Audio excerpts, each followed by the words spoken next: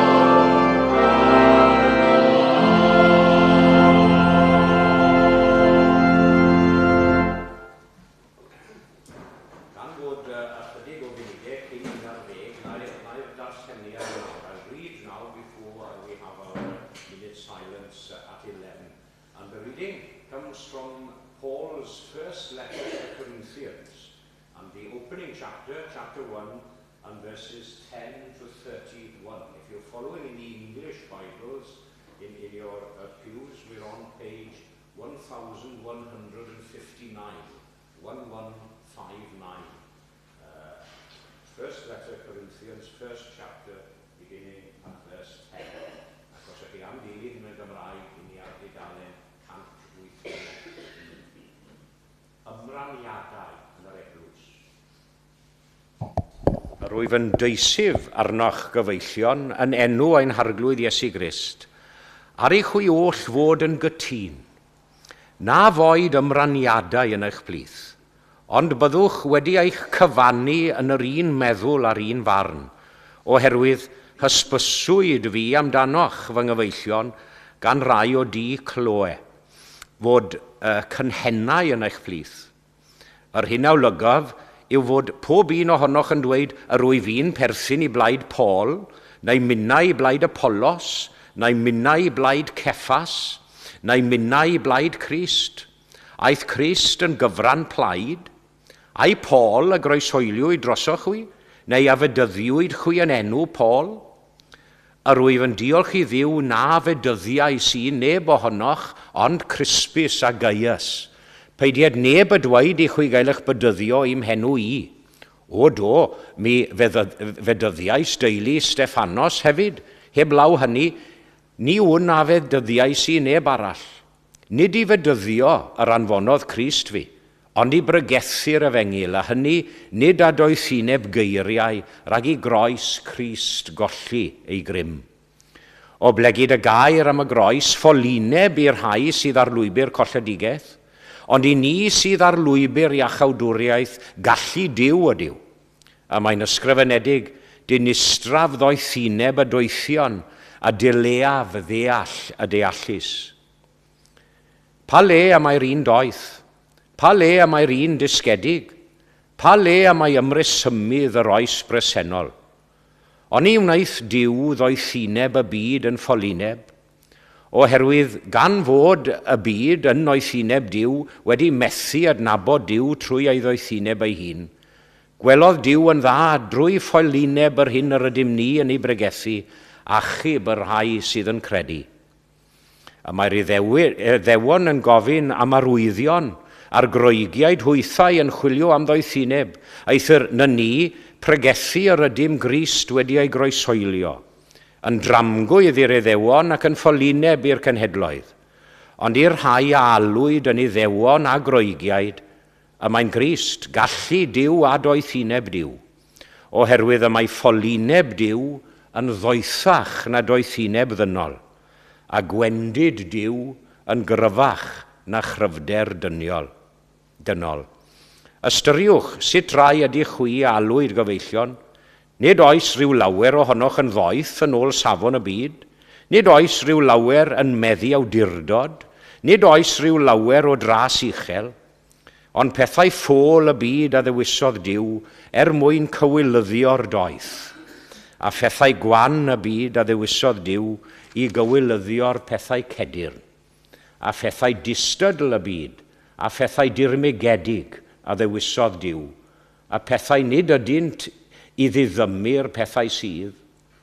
Ac felly, ni all neb ymffrostio ger bron Duw, ond trwy ei weithred yr ydych chwi yng Nghrist Iesu, yr hwn a wnaed yn ddoethineb i ni oddi wrth Dduw yn gyfiawnder a sanctaidd had a ffrynedigaeth.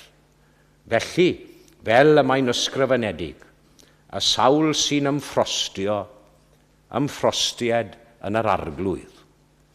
Ac ychwanegau Duw i fendith at y darllen a'r gwrando hefyd o'i air. A nawr a hithau newydd droi'n ar 10 godwn ni am funud o dywelwch i gofio am y rai hynny a gollodd ac a berthwyd ei bywydau yn y ddau ryfel ac yn sydd yn dal i aberthu mewn ryfeloedd ledled byd. Diolch.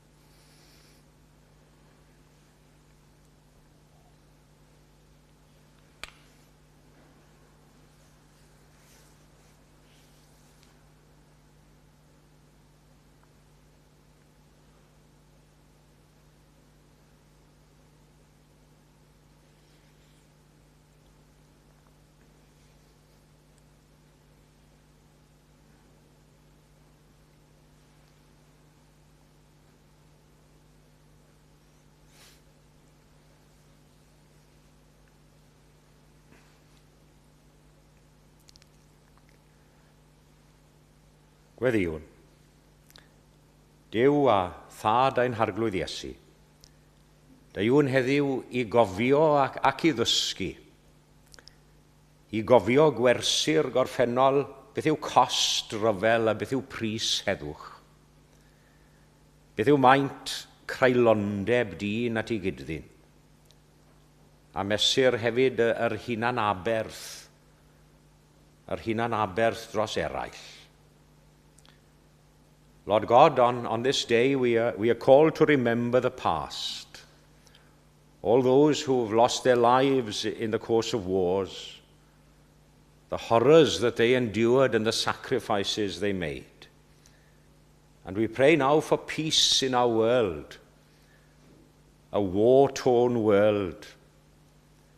And grant that the time will come when all nations will live together. At the going down of the sun, and in the morning, we will remember them. Arglwydd yn dy drigaredd, gwrando a chofio amdano, rhag I ni anghofio chwaith. Amen.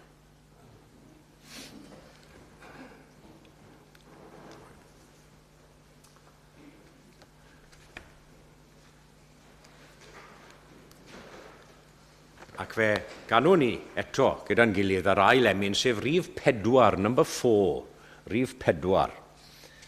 A geiriau addas wrth I ni gofio nawr sy'n cofio, cofio'r byd o feddyg da a'i flinderau, tirden glair a llwyr ia cha a'i ddoluriau.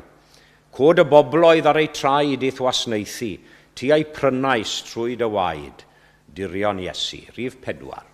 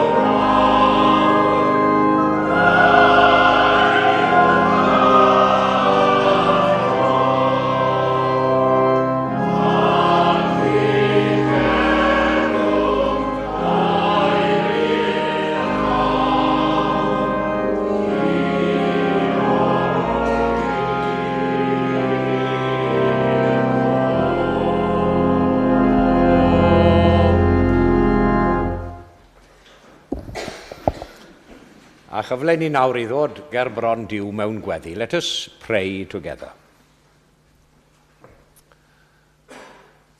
O Dduw ein tad a thad ein harglwydd Iesu.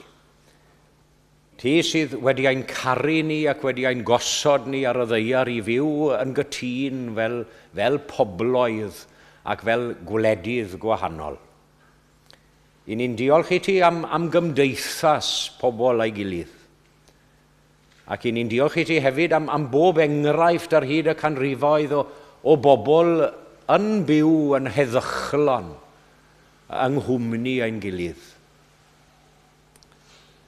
Loving and living God, on this Remembrance Sunday, we are reminded of the cost of war, the suffering and the sacrifice of so many people, the depths of inhumanity that people can have sunk to in the past and continue to do so today. But also the great heights that others have climbed to secure peace and reconciliation in our world. Felly ar y dydd arbennig hwn, Sul y Cofio, i ni'n sylweddoli y meini tramgwydd yna sy'n dod ryngom a'n gilydd mor aml. Ac mewn cywilydd y bore yma, i ni'n cyfaddau ger dyfron, ein bod ni yn barod i gyfnewid casineb yn lle cariad, drwg dybiaeth ac amheuaeth o'n gilydd yn lle ymddiriedeth. Ac i ni fel dynoliaeth yn dewis llwybrau ryfel a thrais yn lle harmoni a chitgord gyda'n gilydd. Forgive us now, Lord, that despite our words and our best intentions, we have, as a world, forgotten the lessons of the past so often.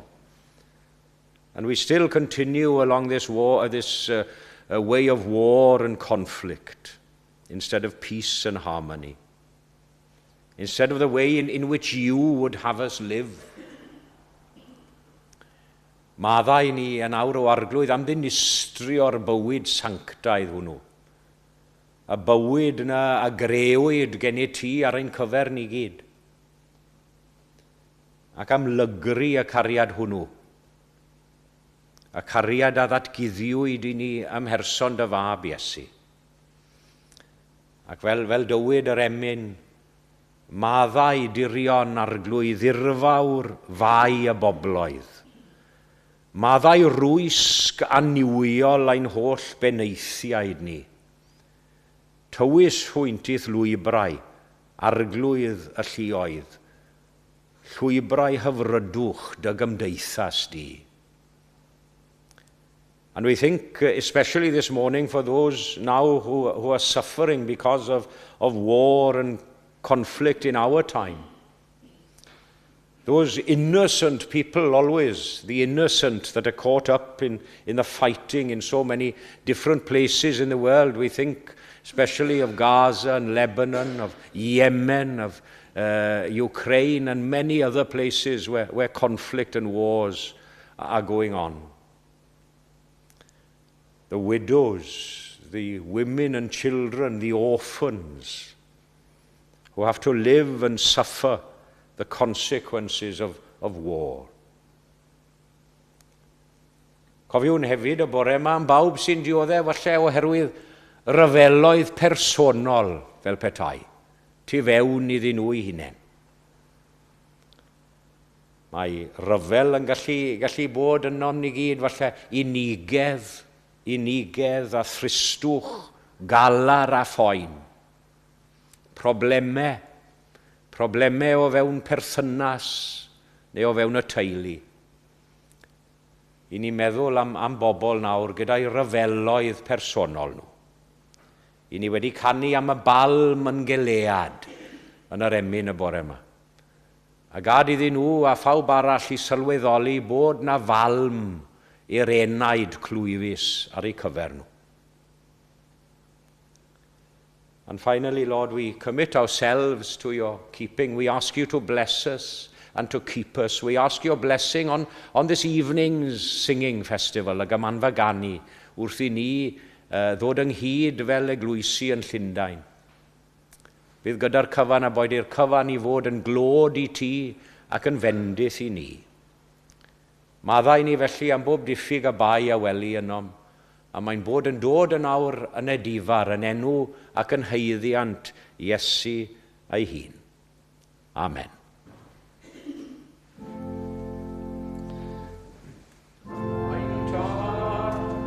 Ar y hwn o'i tan.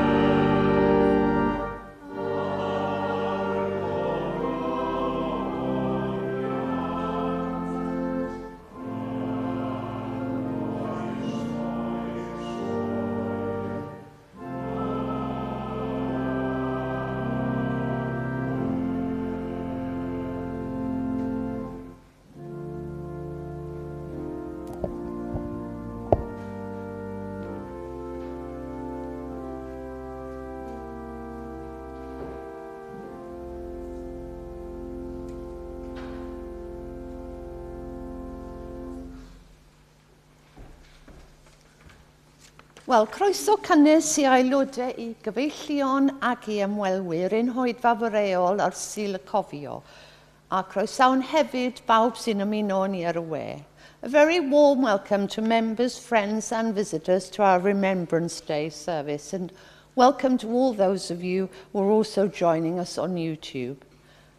A diolchwn yn fawr i'n gweinidog am ei arweiniad ac edrychwn ymlaen i wrando ar ei genadwri. A diolch yn fawr hefyd i Paul am ei gyfeiliant wrth yr organ. Thank you, Paul. Fel chi'n gwybod, heno am 6 o'r gloch, cynhelir cymanfa ganu'r cofio, mae gyda Catrin Hughes Llanelli'n arwen a Will Thomas wrth yr organ. A bydd Will hefyd yn rhoi datganiad organ am 20 munud i 6. A ni gyd yn gwybod bydd hwnna'n werth clywed. Robert and sure we've grown familiar with the hymns of the Gymanfa Ganu, so hopefully as many of us as possible can be here this evening at 6 to enjoy the singing together and supporting this London Welsh occasion of remembrance. Sul nesaf bydd yn gweinidog wrth y lliw yn yr oedfaon byreol a hwyrol yn ogystal â'r cylch trafod, a bydd oedfa'r hwyr yn oedfa gymyn.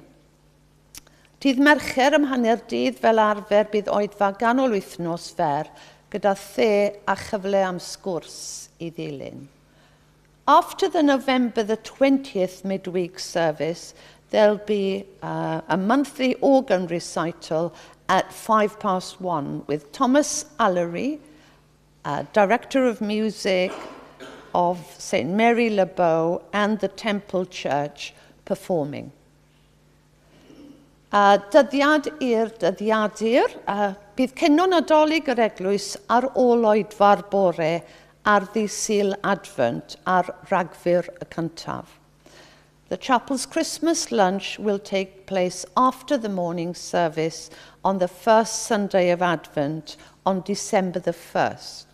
And we'll be using outside caterers as we've done for the last few years, with the cost of the lunch to the church being at least £30 a head.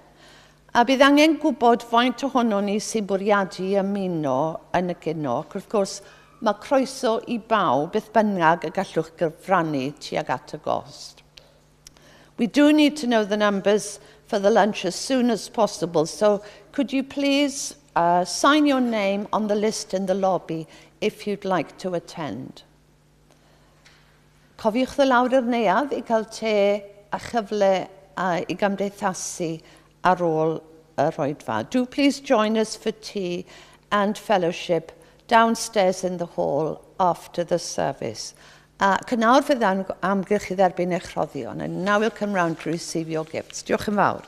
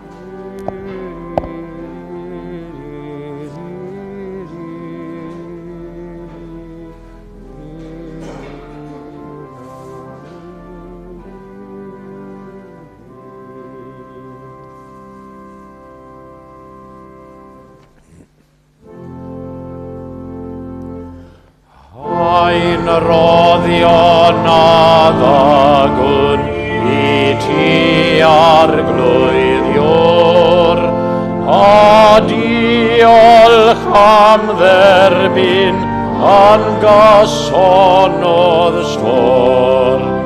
Yn llawen a gnawn ein haddi'n edanghyd, I ddwy'n ein tystiolaeth I ti anabyd.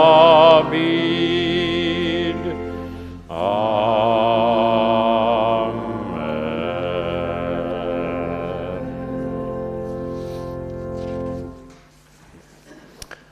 Ac fe ganwn ymhellach gyda'n gilydd ar emyn nesaf sef rhif 10, number 10 in the programme. O par eith eglwys tir wynwydden wir, darddu o honot yn ganghenna ir, a llifed drwom ni dy rasol nodd, nes I ni ffrwython felys wrth dy fodd. Rhif 10.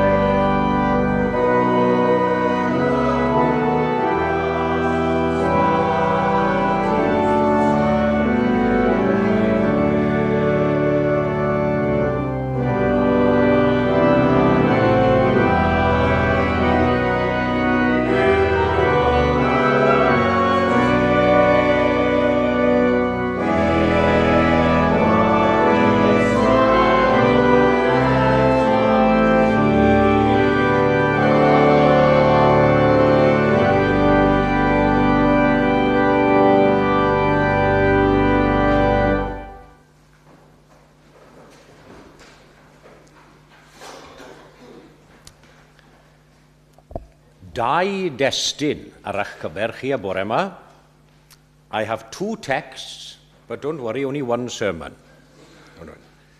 And the first text is from Paul's letter to the church at Corinth that we read at the beginning of the service, and the second from his letter to the church at Ephesus.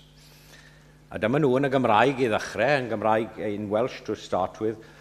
Yr wyf yn deisif arnoch gyfeillion, yn enw ein harglwydd Iesu Grist, ar eich wy oll fod yn gytun, na foed ymraniadau yn eich plith, ond byddwch wedi eich cyfannu yn yr un meddwl ar un farn. Ac yna o Effesied, oherwydd yw ein heddwch ni. Gwnaeth y ddau ar Iddewon a'r cenhedloedd yn un, wedi chwalu trwy ei gnawd ei hun y canolfur o elyniaeth oedd yn ein gwahanu. I appeal to you, friends. This is the verse from first letter to Corinthians. I appeal to you, friends, by the name of our Lord Jesus Christ, that all of you agree, and that there be no divisions among you, but that you be united in the same mind and in the same judgment. And then from his letter to the church at Ephesus, for he himself is our peace, who has made us both one, and has broken down in his flesh the dividing wall of hostility.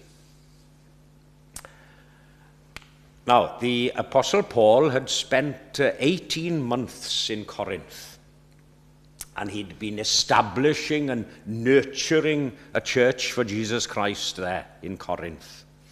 And eventually, of course, he moved on, but he wasn't very far away. He didn't go that far. In fact, just a relatively short sea journey away in Ephesus.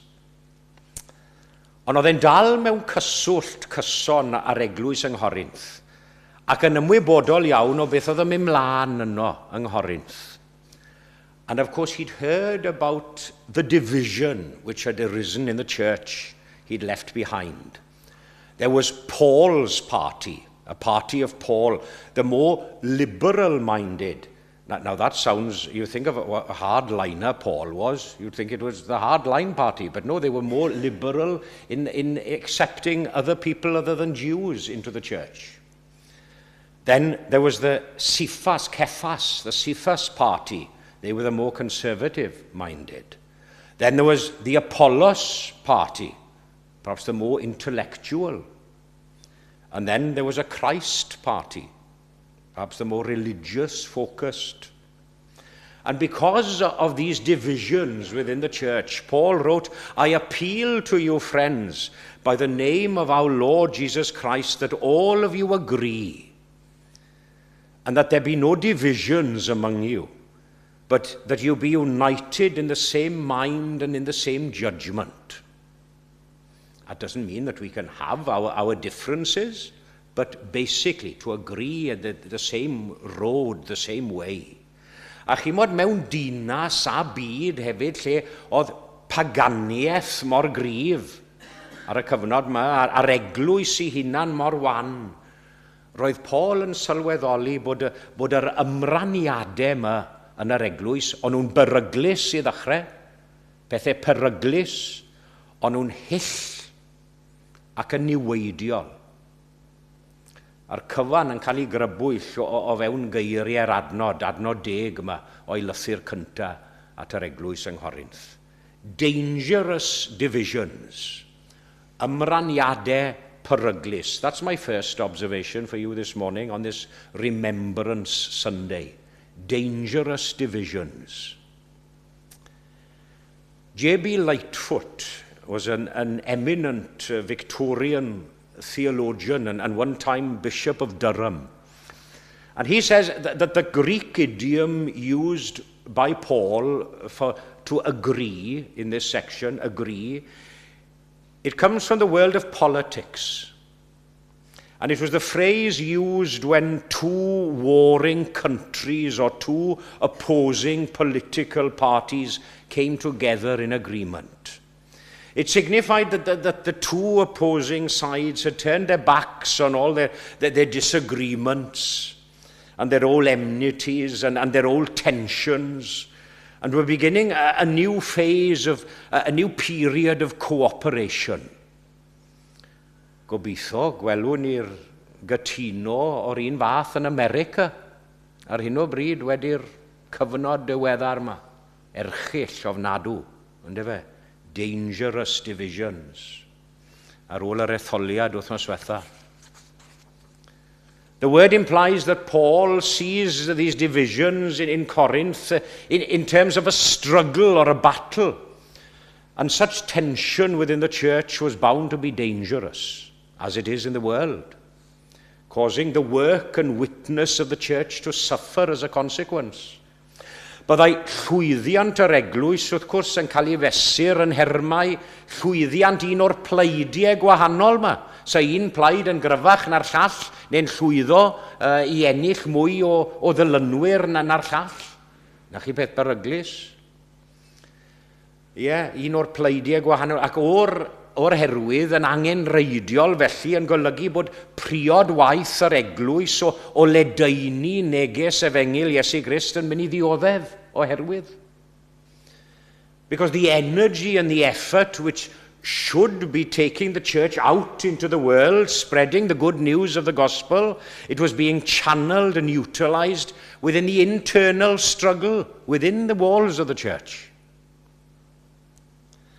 And following the dangerous divisions, we see the ugly divisions, yr ymraniadau hyll, neu salw fel yn ei gweud yn y de. And again, the Greek word for dissension in the text is schisma, schisma. And you can tell what word we have from that, schism, a schism. And this is the word that the evangelists use when they speak of a tear, a little tear that occurs when a new, unshrunk piece of cloth is sewn onto an old garment. And we read in Matthew and in Mark, in both Gospels, ni fydd neb yn gwnïo clwt o frethyn heb I bannu ar hen ddilledyn.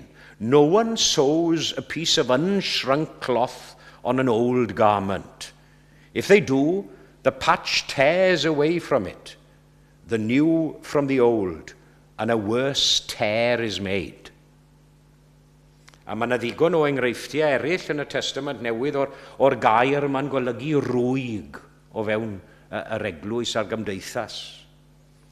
And what does a tear do to a garment or a piece of clothing?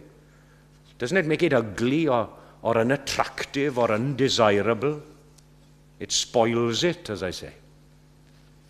Now, call me old-fashioned, but I still can't understand how some will pay a small fortune to buy a piece of clothing, especially designer denim wear, with deliberate tears and rips in them. Dear me. All right. But you know, it's one thing in a piece of clothing, but a torn or a ripped church, dear me, that's not a pretty sight to behold, is it? Dylen ni ddeheu bob amser I ganu gyda Spinther James pan oedd e'n sôn am yr eglwys. Chi'n cofio Iemin gyfarwydd bendigedig fyddwr Iesu yr hwn sydd yn ein caru. Ond yn y pennill ola, bendigedig fyddwr Iesu, fe welir ei ddyweddu, sef yr eglwys, fe welir ei ddyweddu heb un brychyn arni yn lan fel y goleuni ar ddelw mab y dyn. And after the dangerous and the ugly divisions, we have the painful divisions. Yr ymraniadau poenus neu niweidiol. And again, you have a bit of a Greek lesson this morning. The Greek word here, used here, is katartizo, which is translated that you be united. You be united. And it's found many times in the New Testament. It's the word used when referring to mending the fishing nets in Matthew and Mark's Gospels, when they're mending their nets. A dyna falle oedd y meddwl Paul wrth ddisgrifio ymraniadau yma sy'n boenus neu'n niweidiol. But you know, Paul, I'm sure, would also have known that it was a medical term. It was a medical term used in the context of setting broken bones. Broken bones. And here we arrive at the verse from Ephesians. For he himself is our peace, who has made us both one and has broken down in his flesh the dividing wall of hostility, a canolfur o elyniaeth oedd yn ein gwahanu ni. Christ, says Paul, Christ has done something to this dividing wall which exists between us as peoples and countries of the world. Now, all the modern translations suggest that Christ has broken down or shattered and destroyed this wall. But the old Welsh translation, the old William Morgan translation, it's a little more restrained. This is what we have there. Ar hwn a ddatododd. Ar hwn a ddatododd ganolfur y gwahaniaeth. He who untied, datod, who untied or loosened the dividing wall. And you know, I feel that is a better translation. It more accurately reflects the spirit of the verse, I believe. Christ has loosened the dividing wall sufficiently in order for us, if we wish, to push it down. Achos wedi'r cyfan pan ddwedodd Paul, nid oes ragor rhwng Iddewon a Groegiad, rhwng caeth a rydd, rhwng gwryw a menyw, dyw e ddim yn golygu nad yw'r gwahaniaeth yn bodoli o hyd. Mae yna.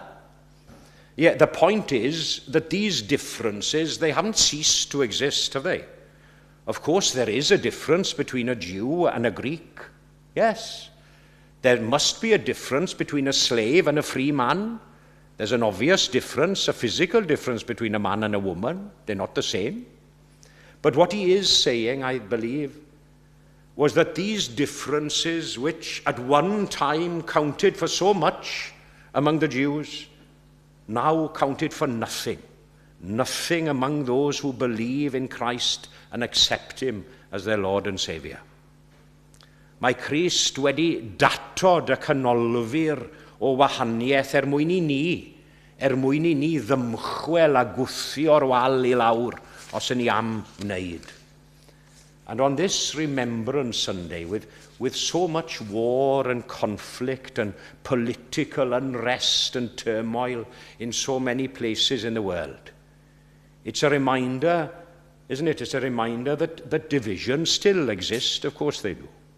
Dangerous, ugly, and painful divisions. The dividing wall still stands, yes, in so many places around the world. But, and this is the big but, this is the but that makes all the difference. It has been loosened sufficiently by Christ, and is waiting for a push from us, as his followers, to break it down. Beth fydd a'ch ymateb chi y bore yma ac eleni? Gogoniant yw enw. Amen. And we sing together, and hoping to see as many of you as possible to come to the Gymanfa this evening. We sing together number 6, Rhif 6, Bryn Gogarth.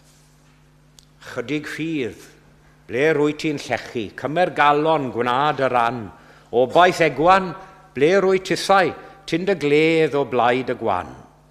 Angrediniaeth ffôr llwybr, nid rhaid I mi frwydro'n hir, mai eiddyl yw fy enw, eto I gyd rwy'n ennill tir.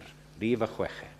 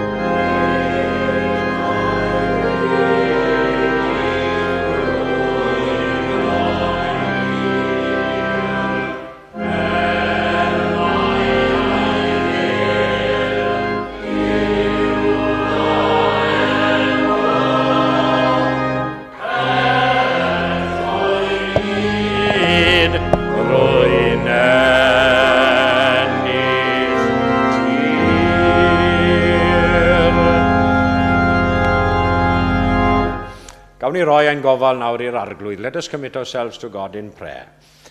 Mae eiddiel yw fenw, eto i gyd rwy'n ennill tir. Gollwng ni yn awr o dadnefol o dan dyfendith gyfoethog, a bydde di ras ein harglwydd ni Iesu Grist a chariad Duw, a chymdeithas yr ysbryd glân i fod gyda ni yn awr a hyd byth. Amen.